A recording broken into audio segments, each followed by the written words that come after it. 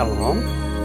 Hari ini juga kita akan renungkan 2 Petrus pasal 1 ayatnya 10-15. Saya sudah bagi 2 paragraf. Paragraf yang pertama ayat 10-11. Berusahalah sungguh-sungguh supaya panggilan dan pilihan makin teguh. Kalau kita melakukannya, tidak akan tersandung. Paragraf yang kedua ayat 12-15. Petrus senantiasa bermaksud mengingatkan orang-orang percaya akan semuanya itu. Sekalipun mereka telah mengetahuinya dan telah teguh dalam kebenaran, karena dia tahu bahwa ia akan segera menanggalkan kemah tubuh. Kesimpulannya begitu. Kita harus berusaha sungguh-sungguh mengasihi sesama supaya panggilan dan pilihannya makin teguh.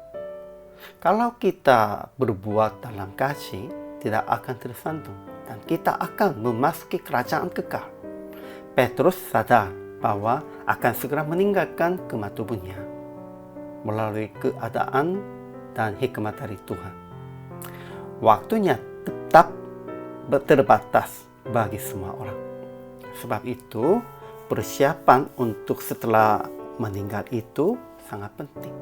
Petrus juga menyiapkan itu dengan surat supaya sesudah kepergiannya orang-orang percaya mengingat semua ajarannya. Ajaran tentang Allah. Pertama, Yesus akan menerima kita ke kerajaan kekalnya. Ya, di sana sudah disiapkan rumah kita.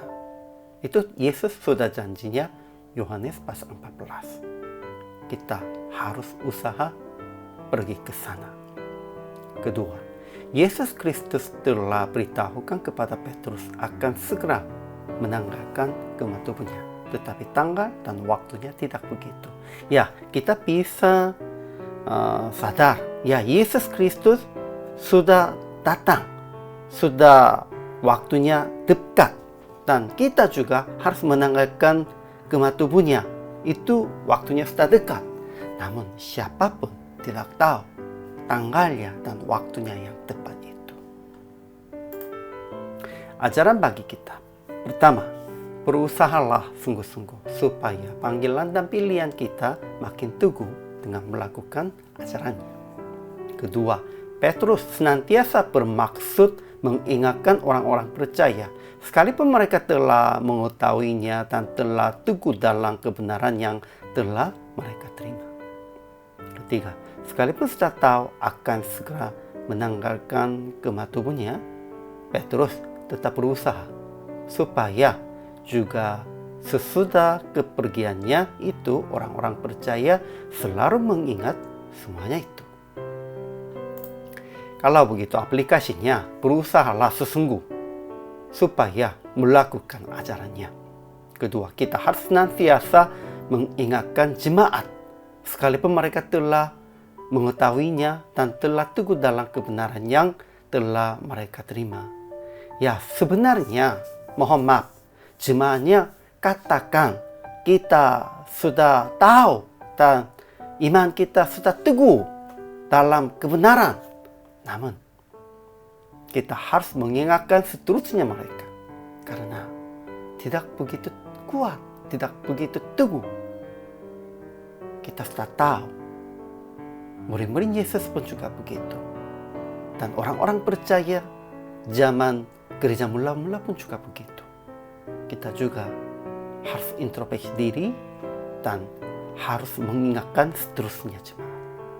Ketiga, sekalipun sudah dekat waktu meninggalkan tempat pelayanan, tetap berusaha supaya juga sesudah kepergiannya itu jemaat selalu mengingatkan semuanya itu.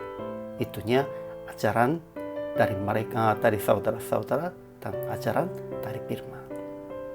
Jadi PR praktiknya sekali lagi memberitakan kepada jemaat akan pengorbanan Yesus di atas salib dan mengajak bersungguh-sungguh melakukan kasih sama seperti Yesus dan usahalah menyelesaikan tugas diri sendiri supaya tidak ada masalah esok hari. Jangan berpikir besok aja. Siapa tahu besok juga bisa melayani di sini.